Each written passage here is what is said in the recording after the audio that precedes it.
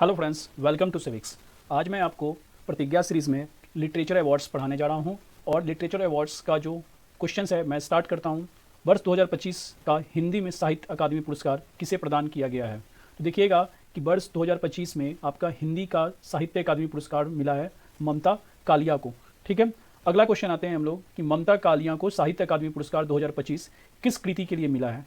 तो इस कृति का नाम है, जो किताबें उन्होंने लिखी थी जिसके लिए उनको साहित्य अकादमी पुरस्कार मिला है 2025 का, वो मिला है आपका जीते जी इलाहाबाद के लिए। अगला क्वेश्चन आते हैं हम लोग, जीते जी इलाहाबाद किस प्रकार की साहित्यिक कृति है? तो जीते जी इलाहाबाद जो है वो एक मेमोयर्स है, यानी कि संस्मरण है जो कि ममता कालिया जी द्वारा लिखा गया था। ठीक है, अगला क्वेश्चन आते हैं हम लोग कि मैथिली भाषा में साहित्य अकादमी पुरस्कार 2025 किसे मिला है? तो मैथिली भाषा में साहित्य अकादमी पुरस्कार 2025 मिला है महेंद्र झा को। ठीक है, महेंद्र झा को। अगला क्वेश्चन आते हैं हम लोग, डॉक्टर महेंद्र झा को साहित्य अकादमी पुरस्कार 2025 किस कृति के लिए मिला है? तो उनकी जो कृति थी वो थी आपकी धात्रीपात सनगाम। धात्रीपात सनगाम के लिए उनको महेंद्र झा को साहित्य अकादमी पुरस्कार 2025 आपके मिला है। अगला क्वेश्चन है कि अंग्रेजी भाषा में साहित्य अकादमी पुरस्कार 2025 किसे मिला है? तो अंग्रेजी भाषा में मिला है आपका नवतेज सरना को। किसे मिला है? नवतेज सरना को। अगला क्वेश्चन है कि नवतेज सरना को साहित्य अकादमी पुरस्कार 2025 किस उपन्यास के लिए मिला है? तो उपन्यास था उनका crimson spring. Option number B, crimson spring. ठीक है, अगला क्वेश्चन आते हैं, निम्नलिखित में कौन सही सुमेलित है? तो ममता कालिया, क्रिम्सन स्प्रिंग गलत है। ममता कालिया जो है वो जीते जी इलाहाबाद लिखी थी और ममता कालिया को आपका अवार्ड मिला था साहित्य पुरस्कार हिंदी में। ठीक है, उसके बाद नवतेज सरना, इन्होंने लिखा था क्रिम्सन स्प्रिंग। ठीक है, तो इसलिए ये भी गलत है।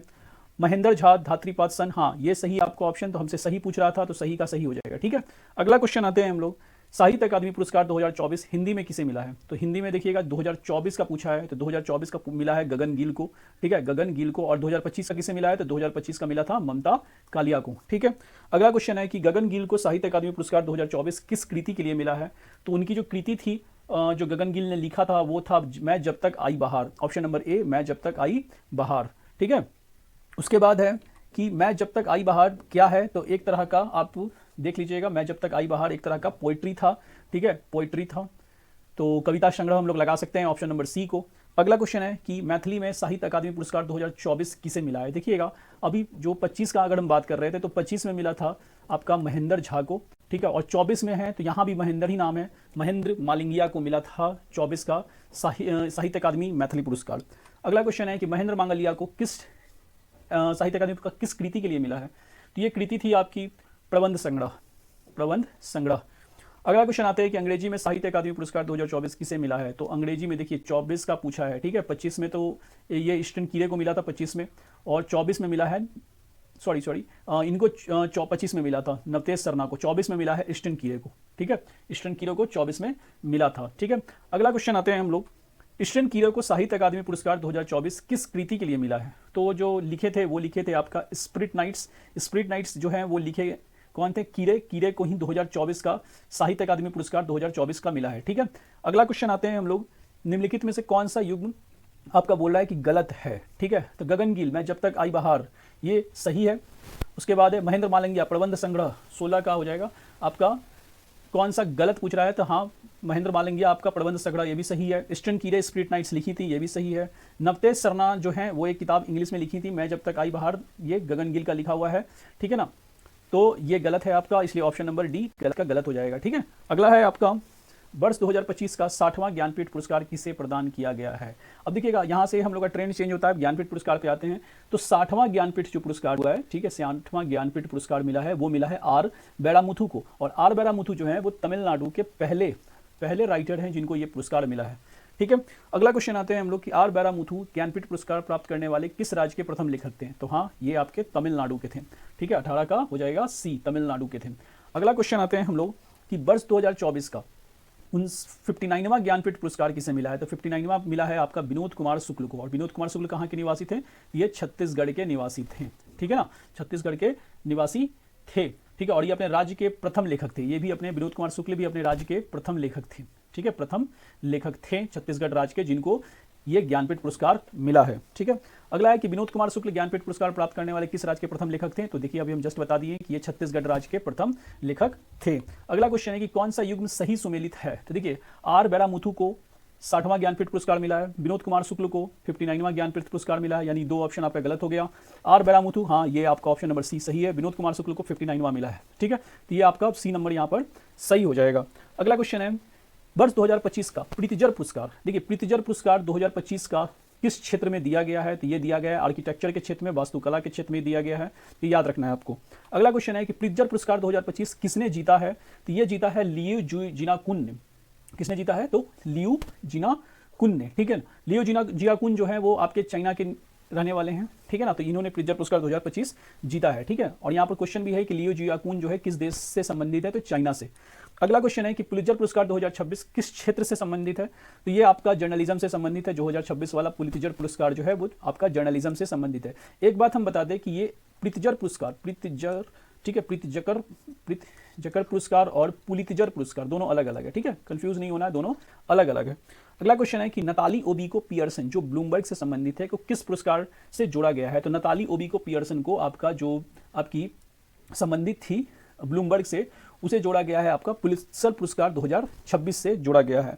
आनंद आरके और सुवर्णा शर्मा को पुलित्जर पुरस्कार 2026 किस श्रेणी में मिला है? तो इनको रिपोर्टिंग करने के लिए और कमेंटेटरी करने के लिए इनको पुलित्जर पुरस्कार मिला है, ऑप्शन नंबर सी। अगला क्वेश्चन है कि हिंदी में साहित्य अकादमी बाल साहित्य पुरस्कार 2025 किसे मिला है? तो हिंदी में देखिएगा आपको हम बता देते हैं, यहाँ से हो गया साहित्य पुरस्कार के बारे में पूछ रहा है, तो साहित्य पुरस्कार जो है आपका एक बाल साहित्य पुरस्कार आता है और एक युवा साहित्य पुरस्कार आता है, युवा साहित्य पुरस्कार आता है। ठीक है, तो देखिए आपसे पूछा है कि 2025 का मिला है सुशील शुक्ला को। किससे मिला है? सुशील शुक्ला को। ठीक है, शुक्ला को। और यहाँ पर है कि और 2000 युवा साहित्य पूछेगा, युवा साहित्य 2025 किसे मिला है? तो ये मिला है पार्वती तिर्की को, पार्वती तिर्की को। ठीक है, लेकिन हमारा ये क्वेश्चन जो है कि हिंदी में साहित्य अकादमी बाल, ठीक है ना, ये याद रखिएगा, बाल साहित्य पुरस्कार जो है सुशील शुक्ला को मिला है। और सुशील शुक्ला को बाल साहित्य पुरस्कार किस कृति के लिए मिला है? तो ये इंपॉर्टेंट है, तो ये मिला है आपका 1/12 के लिए। किसके लिए मिला है? तो 1/12 के लिए। ठीक है, अगला क्वेश्चन है कि 1/12 किस प्रकार की कृति है? तो 1/12 जो है आपका लघु कहानी है। ठीक है, शॉर्ट स्टोरी है, ये याद रखिएगा, शॉर्ट स्टोरीज है। 1/12 कैसी स्टोरीज है? तो शॉर्ट स्टोरीज है।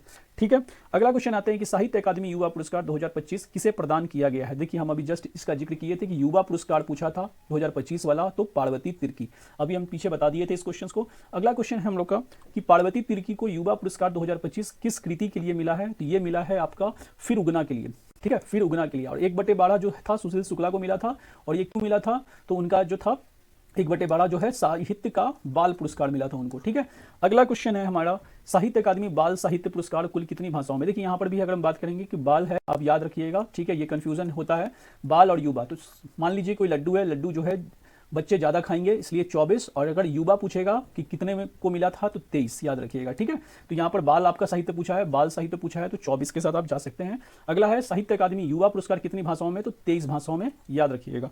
अगला क्वेश्चन है कि इंटरनेशनल बुकर पुरस्कार 2026 किसने जीता है? अब देखिए बुकर पुरस्कार पे आ गए तो आपको पता होना चाहिए क्या एक होता है इंटरनेशनल बुकर और एक सिर्फ बुकर पुरस्कार होता है। ठीक है, और 2026 का बात कर रहा है तो इंटरनेशनल बुकर पुरस्कार जो है इस बार जो जिनको मिला है उनका नाम है यांग स्वांग जी। क्या नाम है उनका? यांग स्वांग जी। और ये यांग स्वांग जी जो है कहाँ के रहने वाले हैं? तो ताइवान के रहने वाले हैं। आपका जो विजेता है यांग स्वांग जी कहाँ के रहने वाले हैं? ताइवान के रहने वाले हैं। और ये जो आपका इंटरनेशनल बुकर पुरस्कार 2026 मिला है वो क्यों मिला था उनको, किस कृति के लिए? तो उन्होंने एक किताब लिखा था ताइवान ट्रैवलॉग। ठीक है, अगला क्वेश्चन है कि ताइवान ट्रैवलॉग का अंग्रेजी में अनुवाद किसने किया था? तो अंग्रेजी में अनुवाद करने वाले थे लीन किंग। ठीक है, अगला क्वेश्चन है कि ताइवान ट्रैवलर किस भाषा में मूल रूप से लिखी गई थी? तो देखिए आपको बता देते हैं, ये आपका ताइवान का एरिया पड़ता है और यहीं से चाइना गुजरती है, और यहाँ पर जो लैंग्वेज है ये मंदारिन लैंग्वेज बोला जाता है। ठीक है, चाइनीज लैंग्वेज में आ जाता है ये, इसलिए मंदारिन चाइनीज में ये पुस्तक लिखी गई थी। इंटरनेशनल बुकर पुरस्कार 2025 किसने जीता है? तो 25 अगर पूछेगा तो 25 वाले जो किताब जीते थे वो बानू मुश्ताक जीती थी। अगला क्वेश्चन आते हैं हम लोग 40 के बाद। ठीक है, बानू मुश्ताक जीती थी, और बानू मुश्ताक के बारे में अगला क्वेश्चन में देखते हैं कि बानू मुश्ताक की पुरस्कार विजेता कृति कौन सी थी, क्या लिखा था बानू मुश्ताक ने जिसके लिए उनको बुकर पुरस्कार मिला था। ठीक है, तो वो हार्टलैम्प लिखी थी, हार्टलैम्प किताब का नाम है। ठीक है, अगला है कि हार्टलैम्प किस प्रकार की कृति है? तो ये आपकी एक कन्नड़ कहानी है। ठीक है, हार्ट लैम्प एक कन्नड़ कहानी है और हार्ट लैम्प का अंग्रेजी में अगला क्वेश्चन है कि हार्ट लैम्प का अंग्रेजी में अनुवाद किसने किया था? तो हार्ट लैम्प का अंग्रेजी में अनुवाद किया था दीपा भास्ती ने। ठीक है, अगला क्वेश्चन है कि हार्ट लैम्प इंटरनेशनल बुकर पुरस्कार के लिए चुनी जाने वाली पहली किस भाषा की कृति थी? तो हम अभी जस्ट बता दिए हैं कि पहली थी, कन्नड़ भाषा की पहली कृति थी जो इंटरनेशनल बुकर पुरस्कार के लिए चुनी गई थी, पहली भाषा। ठीक है ना।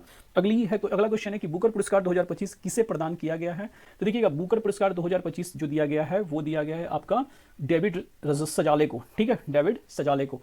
अगला क्वेश्चन है कि डेविड सजाले को बुकर पुरस्कार 2025 किस कृति के लिए मिला है? तो वो जो कृति थी, उनकी जो किताब उन्होंने लिखा था वो था फ्लेश। कौन सी किताब लिखी थी उन्होंने? फ्लेश। अगला क्वेश्चन है कि डेविड सजाले को किस रूप में वर्णित किया गया है? तो डेविड सजाले जो थे आपके हंगरियन ब्रिटिश लेखक थे, हंगरियन के ब्रिटिश लेखक थे। डेविड सजाले बुकर पुरस्कार जीतने वाले पहले कहाँ के? तो हंगरी और ब्रिटिश के लेखक थे। ठीक है, उसके बाद बुकर पुरस्कार 2024 किसने जीता है? तो बुकर पुरस्कार 2024, ये ओल्ड वाला पूछ रहा है, तो ओल्ड वाला का बात करेंगे हम लोग। इसको जीता था समांथा हार्वे ने। ठीक है, किसने जीता था? समांथा हार्वे ने। अगला क्वेश्चन है कि समांथा हार्वे को बुकर पुरस्कार 2024 किस कृति के लिए मिला था? तो ये मिला था, उनकी कृति जो थी ऑर्बिटल कृति थी, इसलिए उनको मिला था। तो यहीं तक हम रखते हैं वीडियो, अभी 15 मिनट के आसपास हो गया है। हम इसका क्लास 2 भी लेके आएंगे और उसमें आपका जितने भी लिटरेचर से अवार्ड हैं वो खत्म करेंगे। और ये आपका वीडियो जो है आपकी आने वाली जो बीपीएससी की पेपर है उसमें बहुत फ़ायदेमंद पहुंचाएगी। इसलिए इस हमारे चैनल को सब्सक्राइब कीजिएगा, फॉलो कीजिएगा। मिलते हैं नेक्स्ट वीडियो में। जय हिंद।